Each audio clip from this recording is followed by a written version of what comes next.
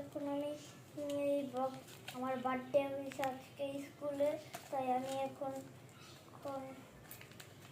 খুলতেছি আমার গিফট।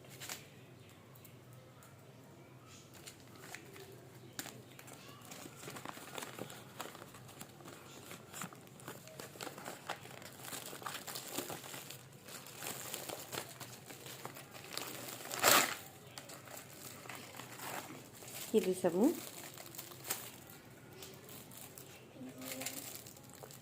একটা piggy bank দেখাও দেখি তোমার গাইস দেখে। চাবি।